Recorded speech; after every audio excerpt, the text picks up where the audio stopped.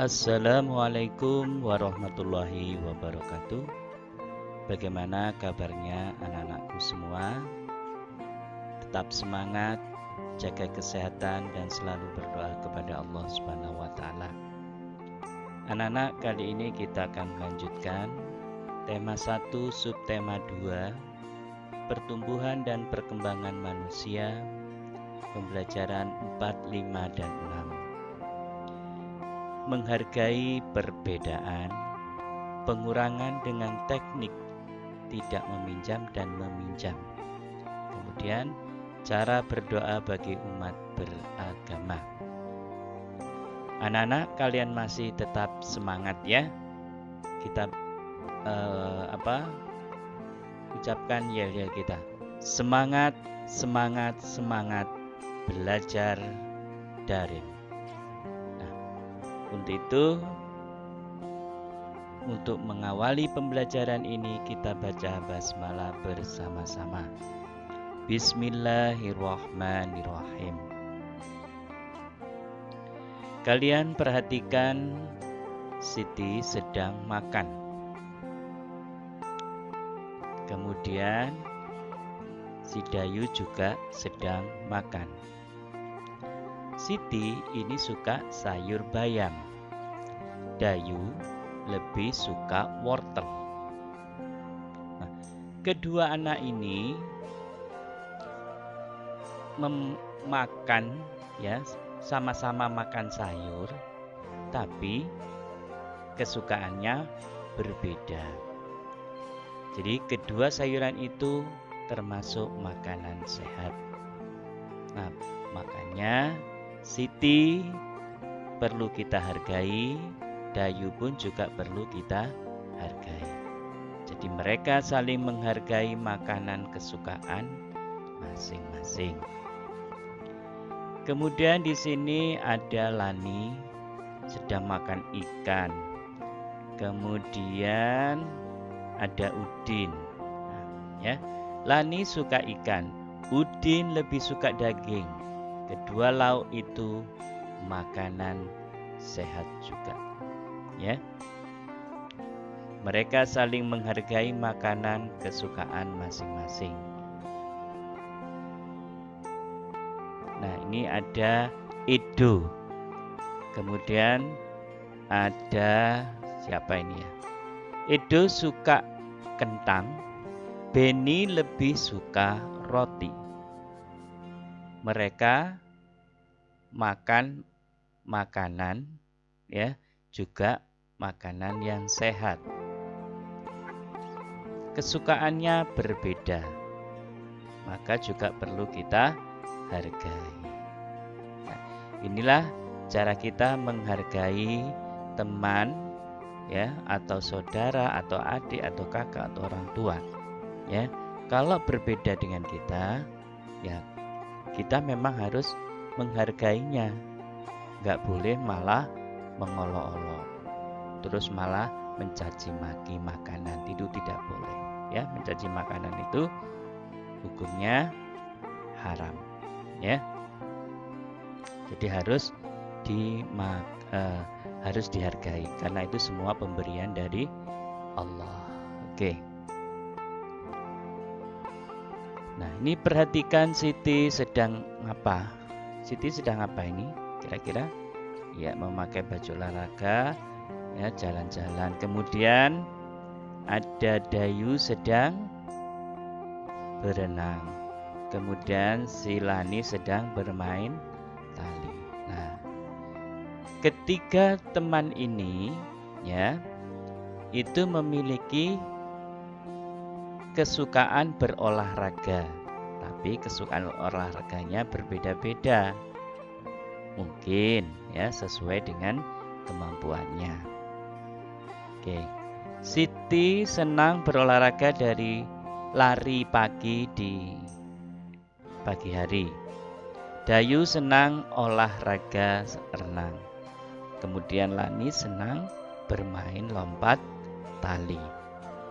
Olahraga kesukaan mereka berbeda-beda. Walaupun kesukaan mereka berbeda, namun mereka tetap rukun dan bermain bersama. Mereka juga saling membantu jika melihat teman yang mengalami kesulitan. Mereka saling menghibur ya pada saat ada kesedihan. Nah, jika ada pekerjaan yang harus dikerjakan bersama, mereka selalu bekerja sama ya, meskipun kegemarannya berbeda, cita-citanya berbeda ya. Itu wajar. Nah, kita lanjutkan. Mengapa kita harus saling menghargai perbedaan? Mengapa? Kita harus menghargai perbedaan karena perbedaan adalah rahmat dan karunia dari Tuhan Yang Maha Esa. Dengan menghargai perbedaan, maka kerukunan dalam hidup akan tercipta. Apa saja manfaat yang akan kita rasakan jika hidup rukun? Manfaat hidup rukun di masyarakat yang bisa kita rasakan antara lain hidup yang lebih tenang, lebih mudah ya, hidup lebih mudah dengan saling hormat menghormati, menghargai. Nah, itu. Akhirnya masyarakat hidup dengan sejahtera dan timbul tali persaudaraan yang kuat dan terhindar dari konflik atau perselisihan. Mengapa kita perlu bekerja sama? Nah, tadi udah ya. Kita perlu bekerja sama agar pekerjaan yang dilakukan bisa lebih selesai. Selain itu, beban kerja juga terbagi sehingga terasa ringan untuk dikerjakan. Ya. Oke, kita lanjutkan lagi. Nah, kalian suka dengan kegiatan pada gambar tersebut? Pasti suka. Nah, ini keluarga Udin sedang menikmati rekreasi bersama keluarganya. Ya, dia menggelar tikar, kemudian dikeluarkan semua makanan. Ya. Nah, kalau kalian pasti suka dengan hal-hal seperti ini ya. Ini bisa menghilangkan kepenatan ya. Oke. Rekreasi. Nah, ini termasuk juga dinamakan rekreasi. Ini mempengaruhi pertumbuhan dan perkembangan manusia. Ya. Kemudian dengan rekreasi bersama, misalnya dengan guru atau dengan keluarga kita sendiri, itu menjadi lebih santai, memberikan kesempatan beristirahat pada tubuh dan pikiran agar tetap segar. Nah, di tempat rekreasi itu biasanya dapat kita temui penjual tiket. Ya. Nah, tiket apa? Ya tiket atau karcis masuk dan para pedagang asongan. Jadi di tempat rekreasi itu banyak para penjual ya, menjual, ada yang berupa makanan, mainan ataupun yang lain.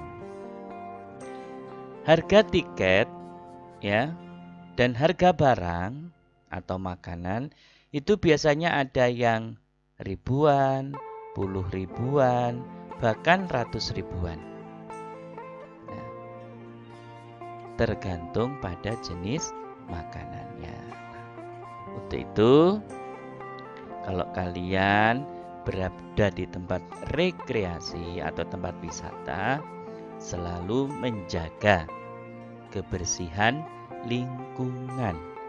Misalnya setelah selesai makan seperti ini, harus dikemasi dengan rapi, kemudian sampah-sampah, mungkin kertas atau apa, itu dibuang di tempat sampah. Nah, itu membuat lingkungan tetap bersih dan asri. Ya. Kita lanjut. Nah, sekarang Kita beralih pada contoh, yaitu pengurangan tanpa teknik meminjam.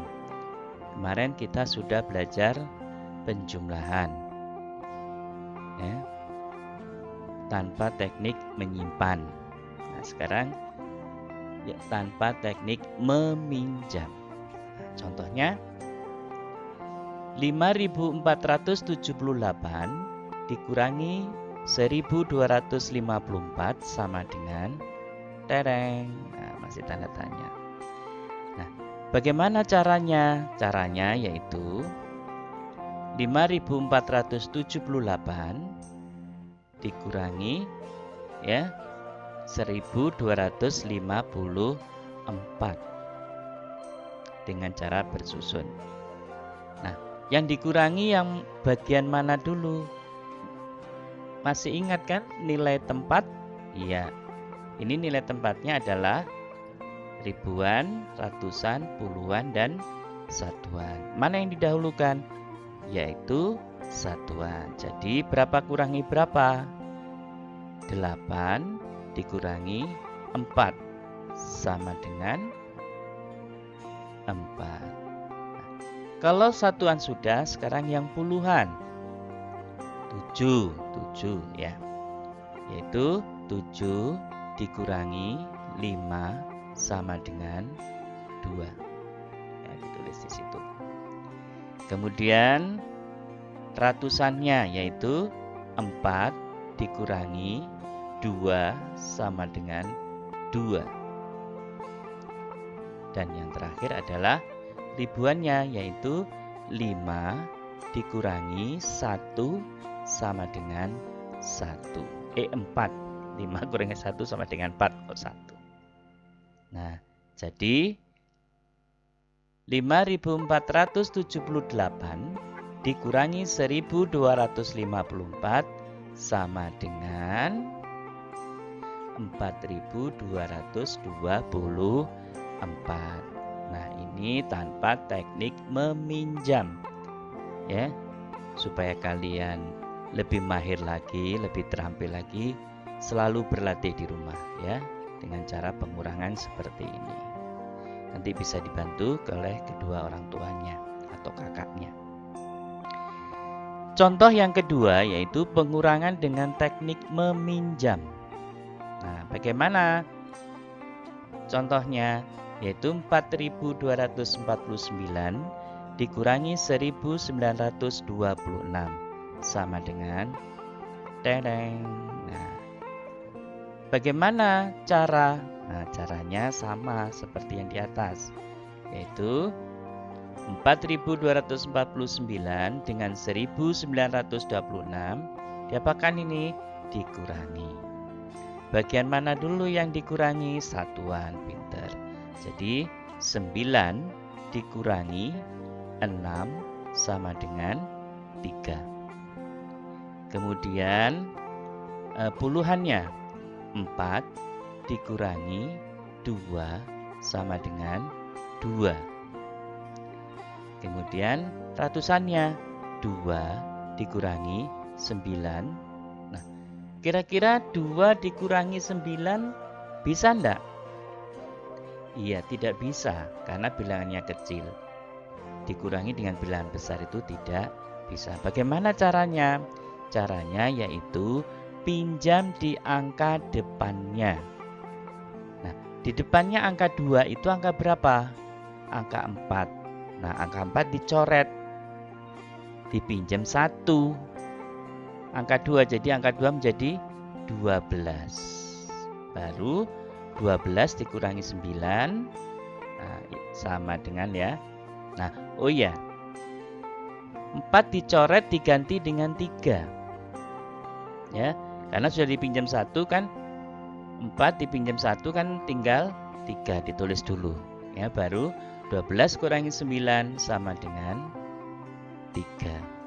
Nah, kemudian ribuannya yang tadinya 4 dipinjam 1 jadi aja 3. Itu 3 dikurangi 1 sama dengan 2. Jadi 4.249 dikurangi 1.926 sama dengan 2.323. Nah, ya anak-anak ya. Oke, kalian terus belajar ya di rumah. Karena nanti kalau di Latso itu pasti ada seperti ini. Perhatikan Siti. Nah, apa yang dilakukan Siti ini? Kira-kira? Iya, mencuci kaki. Kemudian, menggosok gigi.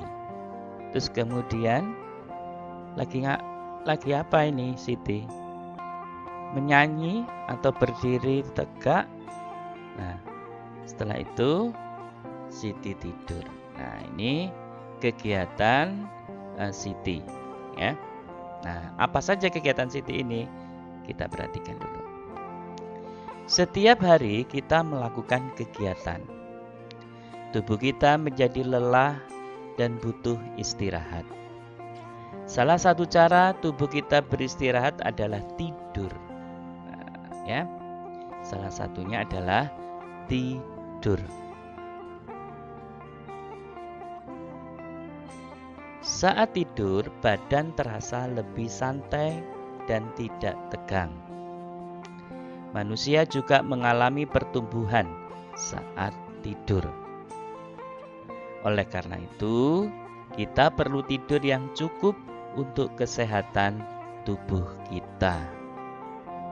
Makanya, kita kalau malam jangan tidur larut malam, ya.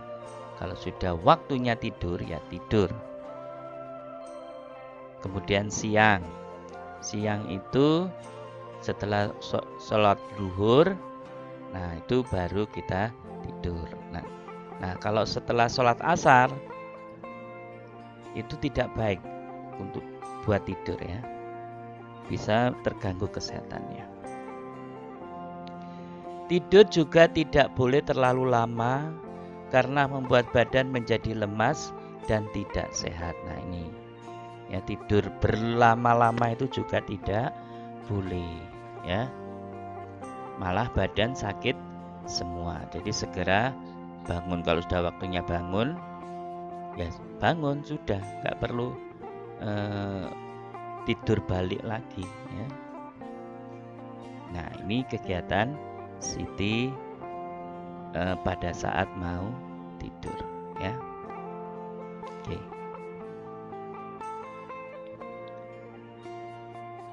Cara berdoa.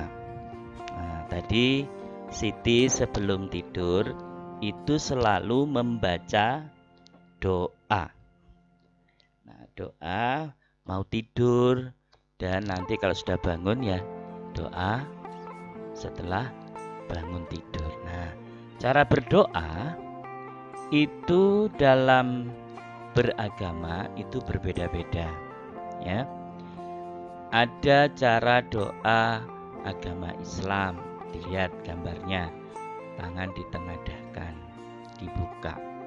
Kemudian ada berdoa dengan cara Kristen, tangannya, nah itu ditutup ya, digabungkan jadi satu.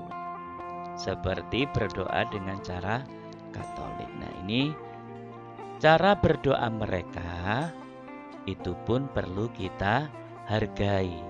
Agama orang lain juga perlu kita hargai ya, tidak boleh semena-mena terhadap agama orang lain ya. Kita hormati karena itu kepercayaan, keimanannya mereka.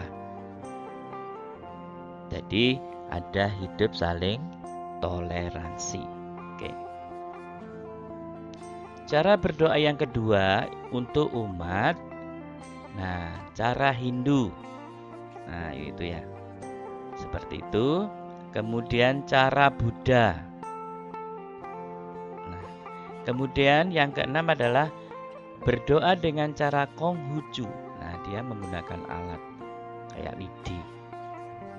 Ya, kalau tidak salah itu namanya dupa apa itu ya, dupa.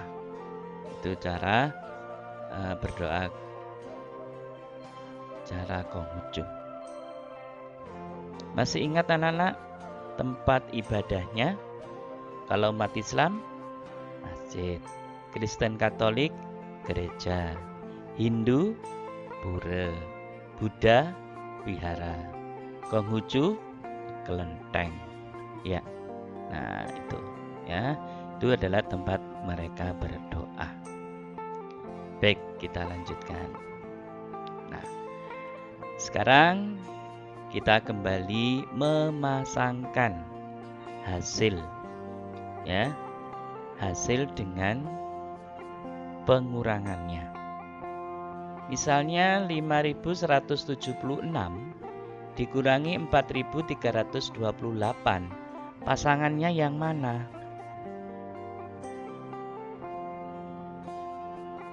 Iya, 848. Kemudian 6.459 dikurangi 2.783, pasangannya adalah, iya, nih. Kemudian yang nomor 3, ya. Kemudian nomor 4 naik. Kemudian yang terakhir ya otomatis pasangannya yaitu, ya. Oke. Nah, ini sudah cocok dengan pasangannya, ya. Bagaimana anak-anak? Iya.